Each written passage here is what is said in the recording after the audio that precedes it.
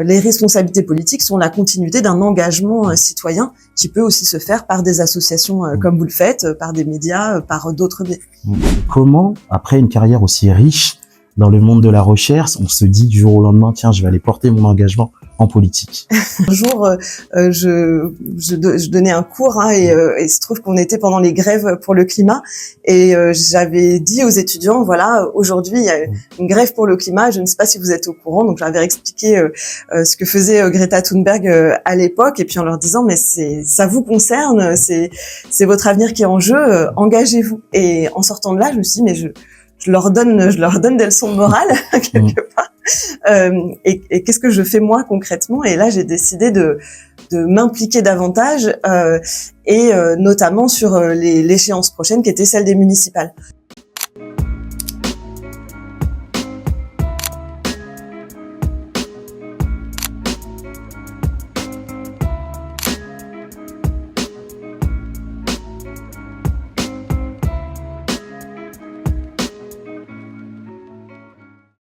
Bonjour à tous, bienvenue sur la chaîne YouTube Festigone. Aujourd'hui, on est ravis et heureux d'accueillir notre deuxième invité politique, donc Madame Yasmine Bouaga. Bonjour. Bonjour, maire du 1er arrondissement. Et c'est un honneur de vous recevoir aujourd'hui. On va retracer votre parcours depuis l'enfance aujourd'hui. On va également parler de votre bilan politique. Et enfin, on vous remontera des questions que notre communauté nous a remontées via nos réseaux sociaux. Très bien, tout d'abord, merci de l'invitation. Avec plaisir. Et puis avant toute chose, comment vous vous sentez à cette période actuelle? C'est une période là où on fait le bilan de ce qu'on a fait pendant 5 ans. Donc c'est une période qui est un peu d'entre-deux. On n'a pas complètement fini le mandat, mais il faut qu'on fasse le bilan, qu'on puisse regarder pendant 5 ans tout ce qu'on a réussi à faire, aussi reconnaître ce qu'on n'a pas réussi à faire, pour pouvoir aussi se projeter dans la suite. Mais avant cela, ce qui est important, c'est aussi d'engager l'échange avec les habitantes et les habitants pour comprendre comment les réalisations sont perçues positivement, négativement. Et c'est pour ça aussi que je vous remercie une nouvelle fois de m'inviter, parce que vous parlez d'une dichotomie citoyen-élu. C'est quelque chose que moi je ressens aussi, mais douloureusement parfois, parce que je me vis toujours comme citoyenne. Moi je me suis engagée en politique pour présenter un engagement citoyen, dans la continuité d'un engagement citoyen. Donc c'est sûr que l'idée qu'il y ait une barrière entre les deux me paraît problématique, et il faut par toutes les manières possibles arriver à réparer ce lien, par le dialogue, la rencontre, mais aussi, je pense, l'engagement des citoyens. Ok. Merci beaucoup pour cette introduction. Et juste pour replanter un peu le contexte, donc vous êtes une maire élue depuis 2020. Vous avez initialement une carrière universitaire. Donc vous êtes diplômé docteur en sociologie. Vous avez traité et travaillé sur différents continents. Vous avez travaillé en Tunisie. Vous avez travaillé également aux États-Unis, en France. Vous avez mené des recherches essentiellement et notamment sur le thème carcéral, et également sur le thème de l'immigration et de l'accueil des personnes qui émigrent. Et comment, après une carrière aussi riche dans le monde de la recherche, on se dit du jour au lendemain, tiens, je vais aller porter mon engagement en politique? Alors, je me le suis pas dit du jour au lendemain. En fait, il y a des liens entre mon engagement politique et les choix que j'ai faits sur le plan universitaire. Et quelque part, le fil rouge, c'est les questions de droits humains. C'est comme ça, moi, que j'ai mis un premier pas dans l'engagement. Quand j'étais lycéenne, je saurais plus très bien dire quel a été le déclic, mais j'ai été très sensible aux questions relatives aux violations des droits humains et des problématiques relatives aux prisonniers politiques. Bon, c'est quelque chose dont on parlait aussi à la maison, parce que il se trouve que mes parents avaient connu des personnes qui avaient été persécutées dans d'autres pays, et que moi j'avais décidé d'adhérer à Amnesty International au lycée. On avait, avec un collectif de camarades, on avait créé un petit groupe pour défendre et faire connaître ces problématiques de droits humains et les défendre. Et ça a été un fil rouge aussi dans mon engagement, à la fois citoyen et aussi intellectuel dans mes recherches. Travailler sur les droits des prisonniers, travailler sur les droits des personnes migrantes, avec un angle de sciences sociales qui permet de comprendre comprendre les pratiques sociales du droit. Et donc les deux sont quand même assez liés. Et qu'est-ce qui m'a fait passer le pas de prendre des responsabilités politiques, c'est que en fait un jour je donnais un cours et il se trouve qu'on était pendant les grèves pour le climat et j'avais dit aux étudiants voilà, aujourd'hui il y a une grève pour le climat, je ne sais pas si vous êtes au courant, donc j'avais expliqué ce que faisait Greta Thunberg à l'époque et puis en leur disant mais ça vous concerne, c'est votre avenir qui est en jeu, engagez-vous. Et en sortant de là, je me suis dit mais je leur donne des leçons de morale quelque part. Et qu'est-ce que je fais moi concrètement? Et là, j'ai décidé de m'impliquer davantage et notamment sur l'échéance prochaine qui était celle des municipales. Alors il se trouve que j'étais déjà adhérente des écologistes, j'avais déjà cet engagement écologiste et que j'ai simplement décidé de consacrer davantage de temps pour préparer, notamment sur le programme, m'impliquer dans les groupes de travail sur les municipales et que de fil en aiguille, j'ai été sur une liste et puis ensuite il fallait prendre des responsabilités et j'ai été aussi désignée par le groupe plutôt que candidate pour j'étais un peu déléguée du groupe pour prendre ses responsabilités et une fois que ce pas qui était un peu difficile à faire pour moi parce que j'avais d'autres engagements professionnels mais une fois que ce pas a été franchi, je me suis vraiment mise dans la fonction et avec beaucoup d'engagement, d'énergie mais aussi de plaisir parce que j'ai trouvé que c'était très concret en fait et un engagement qui fait sens à une échelle très très locale, mais qui est tout de suite visible, palpable pour la vie des gens. Et ça, c'est vraiment quelque chose qui me plaît beaucoup. Ok, c'est intéressant en tout cas ce que vous dites. Et comme je vous disais, nous un peu la marque de nos interviews, c'est un peu de rétro-pédaler pour comprendre le parcours d'enfance des personnes avec qui on discute. Et moi, j'aimerais bien un peu savoir quelle était la jeune Jasmine qui est née le 12 octobre 1982. On a bien fait nos recherches. Oui, je vois. Ce serait mon anniversaire. Et comprendre un peu plus d'où vous venez, le contexte familial. Est-ce que vous aviez des frères et sœurs? Comment vous avez grandi? Et qu'est-ce qui vous a donné envie par la suite, de poursuivre sur le cursus que vous avez eu, justement? Alors moi, j'ai grandi dans une famille de couple mixte. Donc mon père est tunisien. Il est venu en France pour faire ses études. Lui, il voulait faire des études de sociologie, même si après il n'a pas continué dans cette voie, mais il est venu en France pour ça. Et ma mère, elle a grandi en Picardie. Et elle était juriste et donc voilà, j'ai grandi dans cette famille de double culture et j'ai un frère, un petit frère, donc c'est moi l'aîné. Et dans cette famille de double culture, je pense que ce que j'en ai appris, c'est déjà à ne pas se laisser enfermer dans des étiquettes parce que bon, souvent on me demande d'où je viens, je dis je viens de région parisienne. Mais d'où tu viens vraiment? Je dis vraiment mon père vient de Tunisie, ma mère vient de Picardie, et je pense que c'est important aussi de savoir montrer tout ce qu'on retire de la diversité de ces héritages, parce que moi j'ai vraiment une éducation qui a été façonnée de cette manière, aussi sur le plan de la culture, des croyances, etc., qui est vraiment dans la mixité et qui, du coup, m'a forgé aussi, je pense, une vision politique de comment est-ce que on vit ensemble dans le respect, par le respect de la dignité et des droits de chacun, qui est vraiment la manière dont j'ai été élevée et j'ai grandi. Ok, très intéressant ce que vous dites, et ça me fait penser à un échange que j'ai récemment eu avec un ami sur le déterminisme un peu social et sur le fait que finalement la politique c'est intrinsèquement pas voué à l'échec, mais c'est limite ce qu'on se disait, parce qu'en fait, c'est la sociologie de notre provenance qui va faire qu'on va plus ou moins être orienté d'aller voter à gauche, plus ou moins d'aller à droite. Et qu'est-ce que vous pensez de ça? Parce que moi, je me suis dit plusieurs fois, mais pourquoi il y a cette espèce un peu de croyance que quand on vient de banlieue, forcément, on va être de gauche. Quand on va avoir grandi dans le 16e, forcément, on va être plus orienté à aller voter à droite. Et qu'est-ce que vous répondez à ce déterminisme un peu de classe qui fait qu'on va être plus ou moins orienté, et pourquoi vous faites de la politique alors que c'est forcément voué à une partie qui sera pas en phase avec votre vision et une autre partie qui ne le sera pas? Alors, moi, comme je suis sociologue, je peux pas dire qu'il n'y a pas de déterminisme social. Il y en a. Enfin, et voilà, je vous en ai parlé et j'en suis l'héritière. Néanmoins, moi, je suis aussi héritière d'une histoire familiale qui a aussi comme je vous le disais, c'est mixité, c'est sa diversité. Mon père était entrepreneur. En général, on dit, les entrepreneurs sont plutôt à droite, mais ma mère travaille dans le service public, donc voilà, il y a aussi cet aspect-là. Il y a d'autres aspects qui font que on peut voter à droite ou à gauche. Pour mon père, l'engagement à gauche, c'est aussi, le fait de plutôt adhérer à des visions de gauche, c'est aussi adhérer à des visions progressistes qui donnent une place à chacun égale dans la société, qui lui a permis d'avoir sa chance en France, alors que les politiques de droite étaient plutôt dans l'exclusion.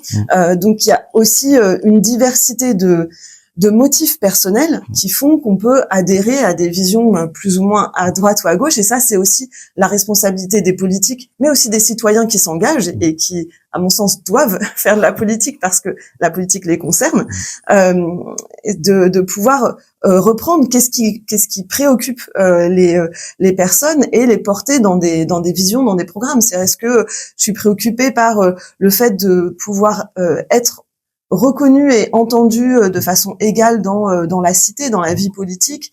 Comment est-ce qu'on assure la prise en compte des citoyens, des citoyennes, leur participation, par exemple le droit à la vie associative pour les étrangers en France, c'est Mitterrand. C'est quand même assez tardif dans notre histoire, et c'est parce que c'était porté par des associations, des collectifs citoyens, repris par des élus de gauche qui l'ont mis dans un programme.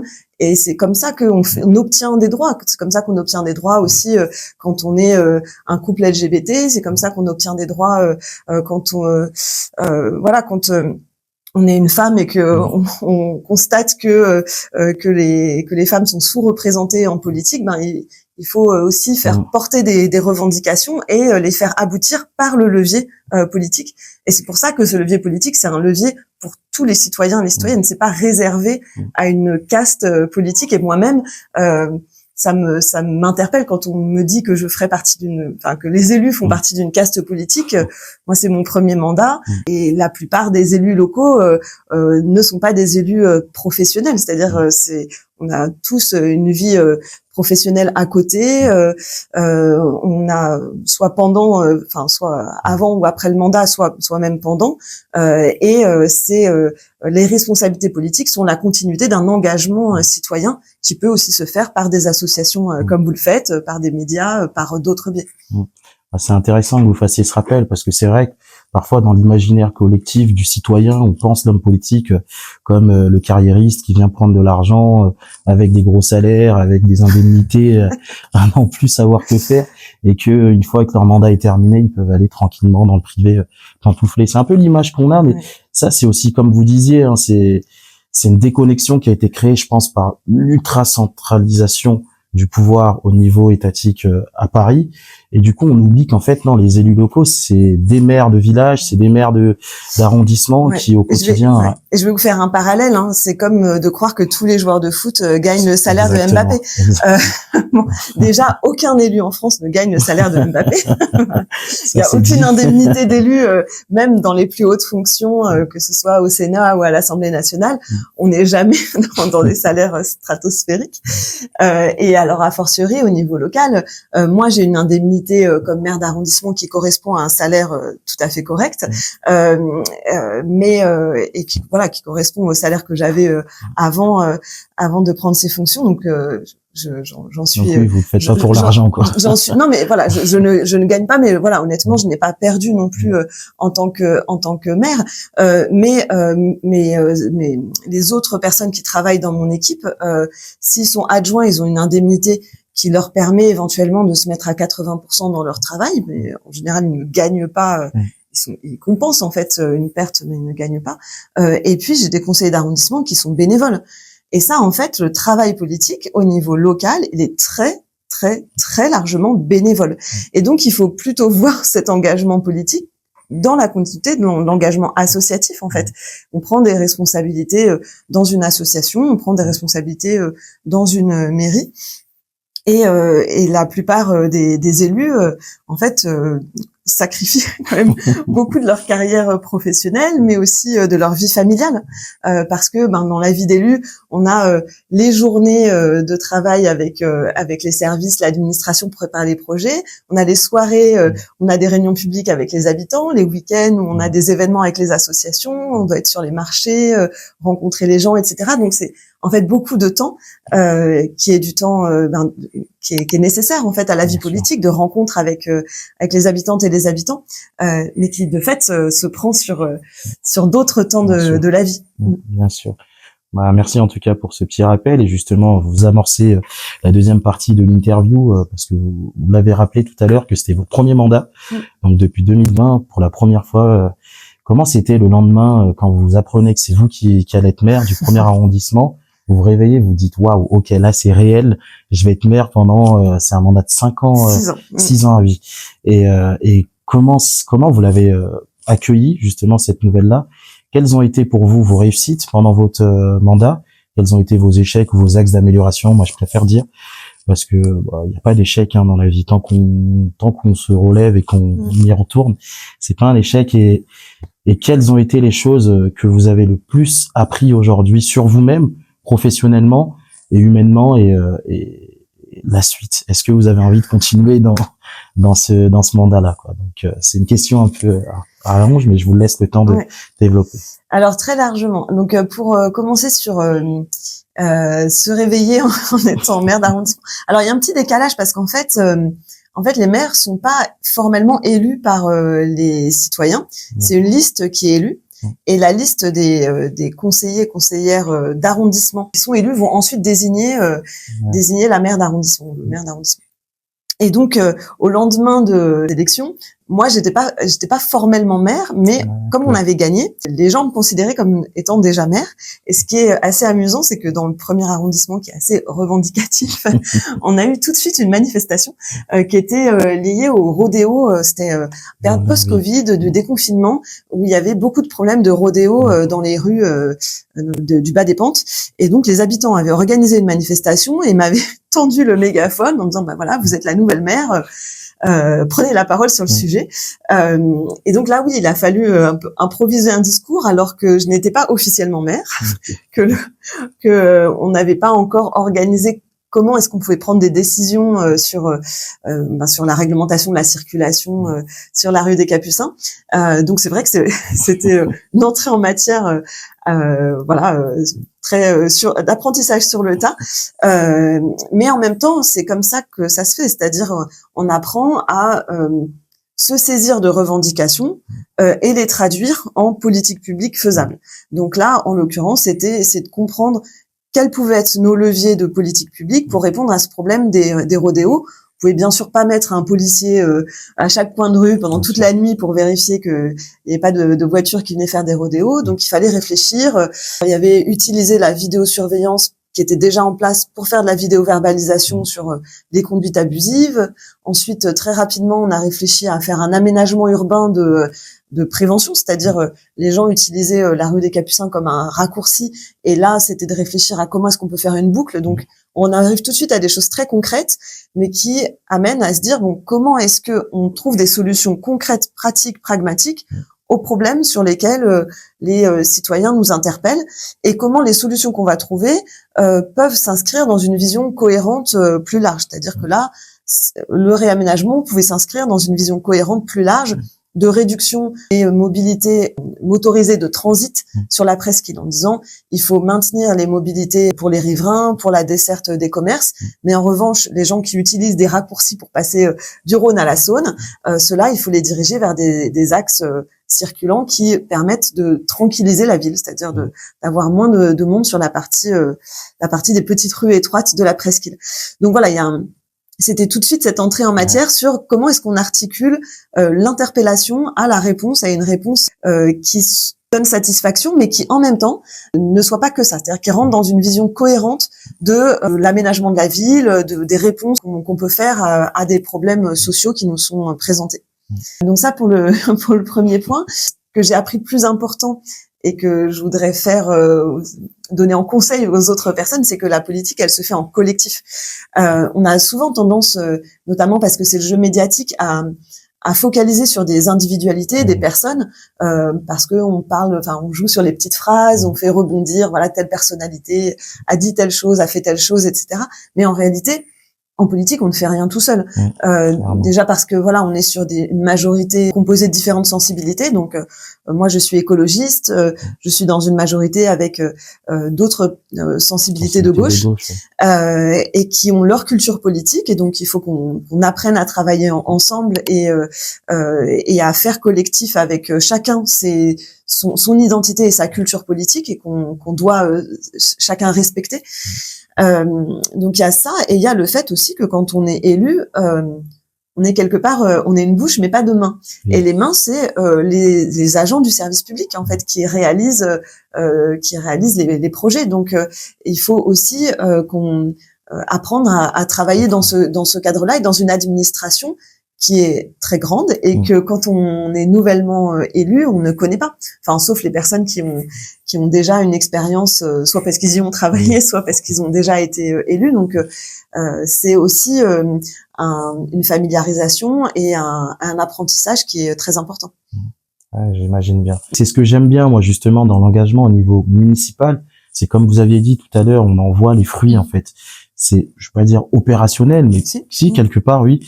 On n'est pas sur une ultra centralisation où parfois on a du mal à voir les effets des politiques qu'on mène, quoi. Après, pardon, je veux juste rebondir sur l'ultra-centralisation. Moi, je suis aussi suppléante du député Boris Tavernier. D'accord. Et du coup, j'ai pas de rôle formel en tant que suppléante. Hein. C'est seulement s'il devient ministre, moi je serais appelée à le remplacer à l'Assemblée. Mais en tant enfin voilà, aussi en tant que suppléante et puis en tant que simplement élue de sa circonscription, on a des liens très forts pour aussi qu'il y ait un lien entre le territoire et la représentation nationale. Je vais vous donner un exemple très concret. Il y a dans le budget qui a été voté, il y avait une modification du régime de TVA applicable aux auto-entrepreneurs et aux micro-entreprises. Ce qui vous affectait peut-être vous, mais qui affectait aussi beaucoup de micro-entreprises du premier arrondissement, parce qu'on a beaucoup d'artisans en fait, dans le secteur des artisans d'art notamment, qui sont concernés par ce type de mesures. Et donc, ils s'étaient mobilisés, pour lesquels il y avait une manifestation. Et donc, avec Boris Tavernier, on est allé rencontrer des artisans du premier arrondissement, ce qui a permis aussi de nourrir, lui, les échanges qu'il a eus avec la ministre, la question qu'il a posée à l'Assemblée nationale. Et donc, il y a un lien très fort entre les problématiques du territoire et ce qu'on fait remonter au niveau national quand le levier, il est législatif et qu'on n'a pas de levier au niveau local. Je vous avais dit avant de vous recevoir, on avait permis à notre communauté, donc qui nous suivent sur Instagram, YouTube, TikTok et tous les réseaux que nous avons aujourd'hui, de pouvoir vous remonter les questions, et on a eu beaucoup de questions. On en a même eu tellement que finalement, on a décidé de concentrer les questions en 3 thématiques. Donc la première thématique, on va revenir sur un fait d'actualité, un triste fait d'actualité qui a eu lieu il n'y a pas si longtemps que ça. Donc c'est le meurtre assez tragique de Aboubacar Cissé, donc qui était un Malien qui faisait partie de la communauté nationale et qui a été lâchement assassiné. Et c'est un drame qui est tragique, hein, et qui dit certains faits de notre société aujourd'hui sur le vivre ensemble, sur la cohésion. Et moi, je voulais exprimer toute ma sympathie à la famille et toutes mes condoléances. Je sais pas s'ils verront cette vidéo parce que personne ne doit mourir dans ces conditions-là. Et moi, ce qui m'a attristé d'autant plus avec ce drame, c'est quand on regardait les informations, on entendait des débats sur oui, c'est un acte anti-musulman, c'est un acte islamophobe. Il y avait des débats et des guéguerres sur la sémantique, alors que derrière, c'est une famille, c'est des vies qui sont brisées. Et du coup, notre communauté nous a remonté énormément de questions sur ce sujet, et on pouvait pas faire fi de cette question parce que c'est un fait de société, et je pense que c'est intéressant d'avoir votre regard sur ce drame. Mais je pense qu'effectivement, c'est un fait qui interpelle et qui interpelle politiquement. Alors moi, tout comme vous, je présente mes condoléances à la famille d'Aboubacar Cissé qui souffre un deuil terrible, et ce deuil il dépasse la question individuelle de cette personne qui a perdu la vie dans des conditions tragiques, et il dépasse la question individuelle de pourquoi l'auteur des faits a commis ce crime. Est-ce qu'il était instable psychologiquement? Est-ce qu'il avait un mobile à caractère terroriste? On peut se poser la question, et c'est la question qui est posée par la justice. Mais politiquement, plus largement, pourquoi ça interpelle, c'est que ça intervient dans un climat d'islamophobie grave, cautionné par les plus hautes autorités. Moi, ce qui m'a le plus scandalisé, c'est la réaction et la non-réaction du ministre de l'Intérieur, qui est pourtant en responsabilité sur ce type d'événement et qui ne manque pas de réagir lorsque un auteur des faits est un étranger en situation irrégulière. Et là, il est à la fois ministre de l'Intérieur et ministre des Cultes. La faiblesse de sa réaction est dangereuse en fait pour notre communauté nationale, et je pense que le sujet acte anti-musulman, acte islamophobe, sujet sémantique, je pense qu'il n'est pas tant là. Je pense que le sujet est vraiment politique, de reconnaître qu'il y a un problème avec un discours en France qui est un discours identitaire porté par le ministre de l'Intérieur, qui est un discours véritablement anti-républicain, c'est-à-dire que c'est un discours qui fait comme si une partie de la communauté nationale ne faisait pas partie de la communauté nationale. Que cette victime soit un étranger en situation irrégulière, en fait, peu importe, ce n'est pas vrai, ce n'est pas du tout ça le sujet. Le sujet, c'est qu'il était en France, et qu'en France, personne ne doit être assassiné en raison de sa croyance religieuse. Et on est un pays dans lequel la croyance religieuse musulmane a autant de légitimité que la croyance religieuse chrétienne, a autant de légitimité que la croyance religieuse juive, et a autant de légitimité que les autres croyances religieuses, et que l'absence de croyances religieuses. Et ça, c'est le rôle des plus hautes autorités de l'État, des ministres, de garantir l'égale protection, l'égal respect, l'égale dignité de l'ensemble des personnes, et de cesser ces discours identitaires qui hiérarchisent en fait les personnes, qui en fait reproduisent des rapports de domination qui sont en plus imprégnés d'une vision colonialiste dont on aurait pu espérer qu'elle était datée, mais moi je la vois revenir très fort parce qu'elle s'accompagne aussi de tout un courant fasciste de domination. Et dominateur. Et je pense que c'est là-dessus qu'il faut que nous, on puisse s'organiser en résistance pour dénoncer ces visions racistes, pour aussi promouvoir une vision ouverte, tolérante, respectueuse de la France telle qu'elle est, c'est-à-dire une France métissée. Enfin, moi, j'ai commencé à vous décrire mon parcours comme ça, mais voilà, moi, je pense que c'est ce qu'il faut défendre, parce que c'est la réalité de notre communauté nationale. Notre communauté nationale, elle n'est pas faite de, entre guillemets, Français de souche imaginaire, parce que c'est quand même un large mythe. En réalité, notre communauté nationale, elle est sociologiquement faite de personnes d'une diversité de cultures et qui sont réunies dans cette diversité de cultures-là. Et le rôle du politique, c'est d'assurer ce vivre ensemble, et d'assurer ce vivre ensemble par le droit, par le respect et par le bannissement des discours qui sont à caractère discriminatoire, mais aussi qui peuvent nourrir cette violence-là.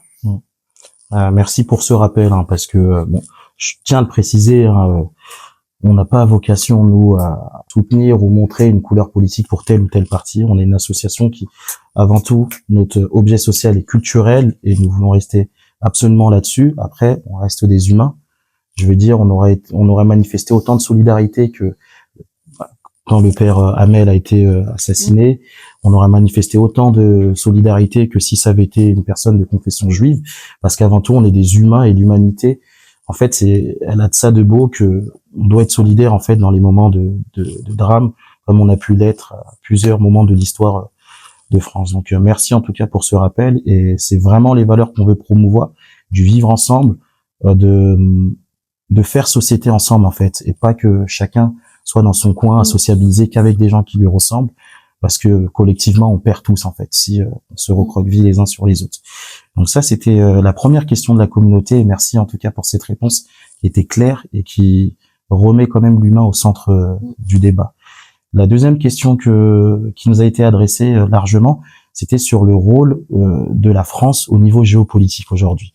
On se rend compte que la France, quand même, historiquement, on est un pays quand même, on est membre du siège à l'ONU, on est quand même un pays qui a une histoire, on va pas se mentir, au niveau international. Il y a eu aussi toute la sociologie des colonisations et compagnie. Donc moi, je viens d'un pays où je suis né en République centrafricaine, où les gens parlent majoritairement français. Et à l'école, on enseignait l'histoire de France. Donc la France a quand même un poids historique dans l'histoire de l'humanité. Et aujourd'hui, on se rend compte que, et c'est ce que beaucoup de gens disent de notre communauté, que on n'a plus l'impression d'avoir ce poids-là au niveau international. On n'a plus cette voix, qui était audible jadis. On a eu des hommes politiques qui ont eu des grands discours à l'ONU pour s'opposer à certaines entrées en guerre. Aujourd'hui, on a l'impression que en fait, on est aligné sur une certaine ligne idéologique, notamment celle des États-Unis, et qu'on n'a plus ce poids géopolitique international. Qu'est-ce que vous avez à répondre à cette question qui nous a été remontée? Ouais, alors ça dépasse beaucoup mes fonctions de maire d'arrondissement, et en même temps, comme je vous le disais, c'est quelque chose, c'est des enjeux de débat public sur lesquels on est très impliqué. À la mairie du 1er, je vous ai parlé de l'exemple de l'événement sur la Syrie. On a accueilli pas mal d'événements sur la question de la Palestine, sur la question de l'Ukraine également, et sur la question des ventes d'armes. Et je voudrais commencer par là parce que moi, ce que j'observe depuis un moment, c'est que on a trop confondu les intérêts économiques du secteur de l'armement avec nos intérêts diplomatiques, et notamment la cohérence entre nos intérêts diplomatiques, enfin nos relations diplomatiques et les valeurs qu'on porte.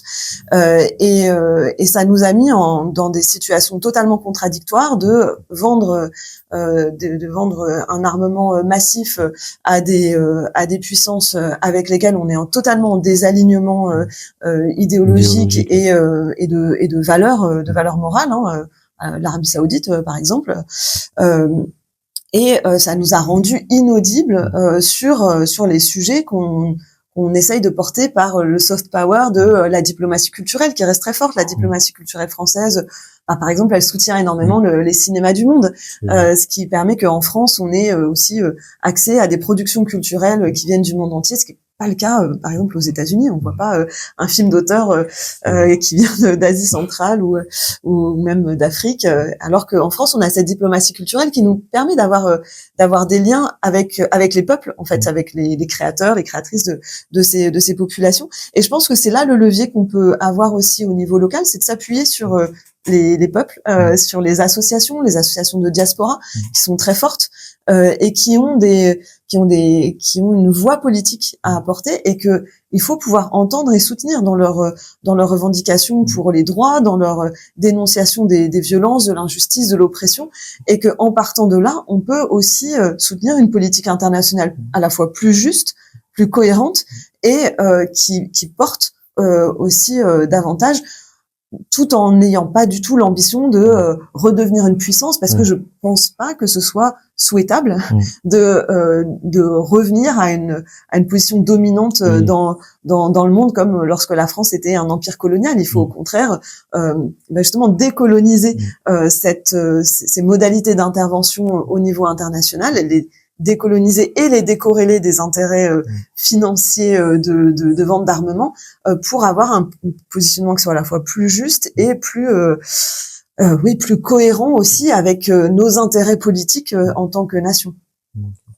Merci beaucoup pour cette précision. Et la troisième question, elle portait notamment, elle est de deux ordres, sur la politique culturelle que vous menez au niveau du 1er arrondissement.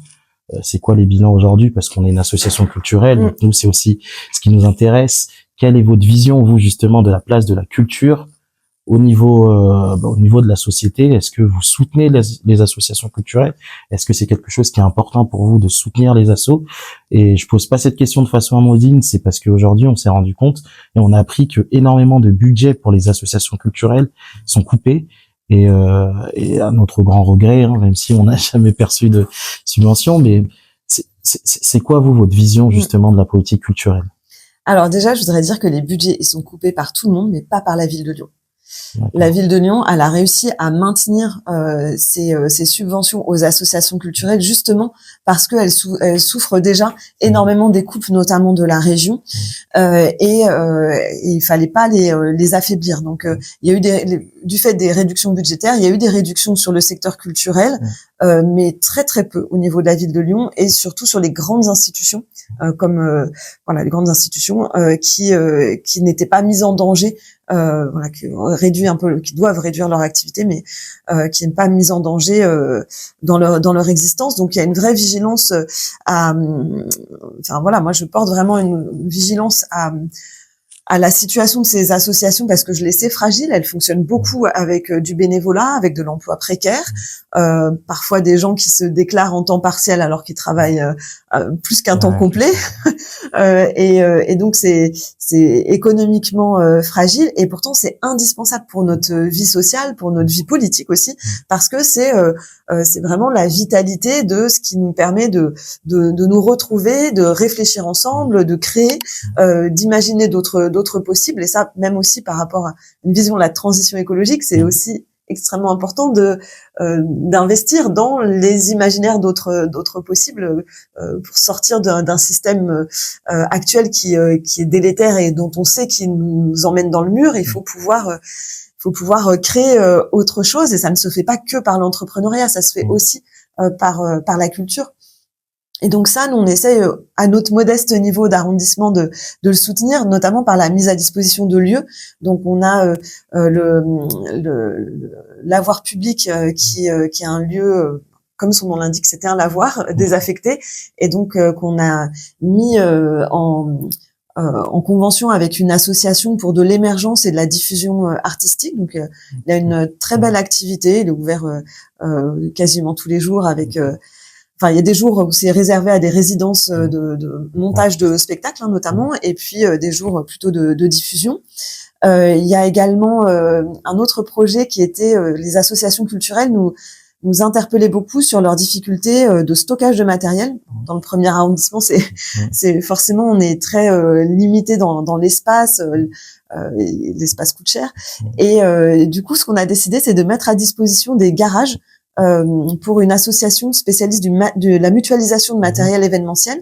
Et donc, les associations peuvent stocker leur matériel, les mettre à disposition d'autres associations, gagner des points pour, elles, emprunter le matériel qu'elles n'auraient pas et dont elles auraient besoin. Donc, par exemple, je suis une association qui fait du spectacle, j'ai du matériel de sono, mais lorsque je fais un festival, j'ai besoin d'une rampe PMR pour les personnes à mobilité réduite. Et je vais pas en acheter. Je vais mettre le matériel de sono en mutualisation. Je gagne des points et je vais pouvoir emprunter la rampe PMR d'une autre asso. Donc c'est vertueux aussi parce que ça permet une certaine sobriété dans le matériel. Ça permet d'avoir du matériel aussi qui est entretenu parce que l'association est vigilante à ça.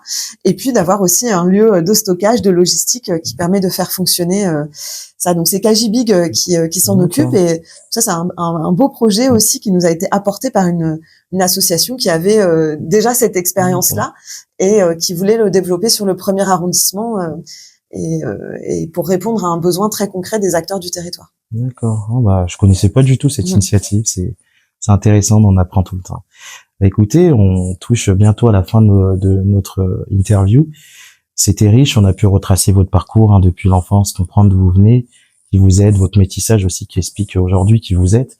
On a pu parler de votre mandat à la tête de la mairie du premier arrondissement, vos succès, les axes d'amélioration. On a pu aussi parler de sujets un peu plus sociétaux, et c'était important de pouvoir le faire parce que moi, comme je dis toujours, il faut remettre l'humain vraiment au centre du débat. Parfois, on se fourvoie sur des choses qui sont pas importantes, mais quand on pense humain, forcément, là, on peut trouver des points d'acquaintance les uns avec les autres. Et la dernière question qui nous avait été posée, c'était au niveau lecture. Comme beaucoup de gens qui nous suivent savaient que vous étiez sociologue, donc forcément, vous avez énormément lu, chercheuse aussi, et des gens voulaient avoir un peu des conseils sur des lectures. Si vous avez un livre ou plusieurs livres qui vous ont marqué et que vous aimeriez bien permettre aux gens de découvrir, c'est l'occasion. Alors j'étais un peu embarrassée à choisir, et donc ce que j'ai choisi c'est de recommander Les damnés de la terre de Frantz Fanon, parce que il y a une actualité, il y a une actualité du film qui est sorti, mais aussi parce que on a décidé de dénommer une place en honneur à Frantz Fanon dans le premier arrondissement, et donc on le fera le 1er juillet. Et donc conseiller cette lecture, c'est aussi permettre de donner aux personnes la compréhension de pourquoi c'est une figure importante de la pensée décoloniale, de la pensée antiraciste, de la pensée aussi de comment la société peut s'organiser pour dénoncer ces dominations. Et moi, je voulais aussi le citer pour l'inscrire dans mon parcours aussi écologiste, parce que vous avez dit l'important c'est l'humain, et souvent les écologistes on est un petit peu stigmatisés comme ceux qui se préoccupent de la nature plutôt que des humains. Et en fait, moi, je voulais rappeler que les humains ont fait partie du vivant et que si on néglige cette dimension-là, en fait, c'est nous les premiers qui en souffrons. Quand on parle du changement climatique, la Terre, elle va pas disparaître. C'est le problème, c'est les sociétés humaines et comment les sociétés humaines peuvent survivre à un monde qui change brutalement et qui ne peut plus assurer les moyens de subsistance, qui a des températures qui ne sont pas supportables par le corps humain, qui provoque aussi un affaiblissement des ressources et des conflits entre les sociétés humaines. Et à chaque fois, le sujet central, c'est bien sûr l'humain, mais l'humain dans sa dimension d'être vivant, et que ça, c'est une dimension qui est qui est trop souvent oubliée. Et prendre pleinement une vision pleinement humaniste, c'est justement comprendre pleinement que l'humain, il est inscrit dans ses interdépendances avec l'écosystème dont il dépend, enfin l'écosystème dans lequel il est inscrit. Et du coup, voilà, je voulais vous recommander cette lecture-là, et en prolongation, peut-être aussi l'écologie décoloniale de Malcolm Ferdinand que vous connaissez peut-être, et qui fait bien ce lien justement entre ces enjeux d'émancipation et la question de la reconnaissance de l'humain dans son écosystème. Ah bah c'est super, en tout cas on a eu deux recommandations de livres, et merci pour ça, merci pour le temps que vous nous avez accordé. Merci à vous de l'invitation. Ouais, ça fait plaisir, et puis j'espère que cet épisode vous aura plu. N'hésitez pas à nous dire dans les commentaires ce que vous avez pensé de l'interview, qui vous voulez qu'on reçoive pour la prochaine interview politique sur notre chaîne YouTube. Et on vous remercie d'être de plus en plus à nous suivre sur nos réseaux sociaux. N'hésitez pas à vous abonner et puis à suivre tout le travail qu'on fait. Merci beaucoup et bravo pour ce travail. Merci à vous.